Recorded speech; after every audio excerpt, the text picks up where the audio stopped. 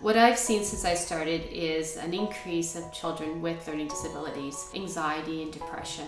I think the biggest loss is to society as a whole for these kids. If they don't get the help that they need, that they become dependent on society their whole lives, where these are talented people that can be really an asset to society, instead of just kind of writing them off and saying, it's okay to have a percentage of our students become dependent.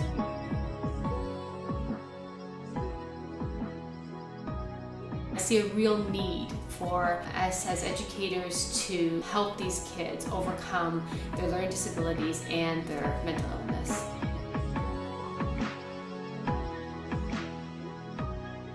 Vianney Academy succeeds with our students because we do a combination of academics, therapies, and lots of love so that these kids can overcome their learning disabilities and mental illness.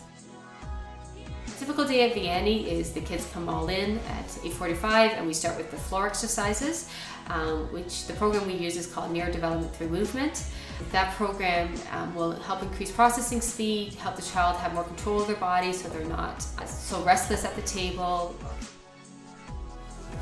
1, 2, 3, explode. A lot of kids with learning disabilities have big car sickness. So this is to get the body used to movement, and it's amazing. Usually after a couple months, none of them get car sickness anymore. After we do the floor exercises, we do a program called the Writing Eights. So the children are making a figure 8, and what this program does is it makes the connection between the hand and the brain stronger, so that when the child has a thought and they try to get it down on paper, it's easier for them to do that. Then some of our students would do sound therapy. And then they do their regular academics for the rest of the day.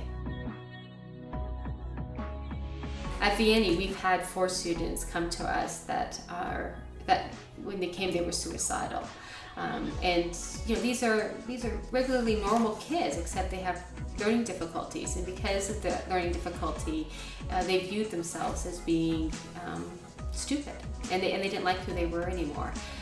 And so it took a lot of coaching and love to convince them that no, they can learn and that they can be successful. At Vianney, we have a lot of hope about what we're doing. We see the success every day with the students that we're working with. We can save these kids, but we have to first recognize that there's a problem out there and we can't continue to deny it.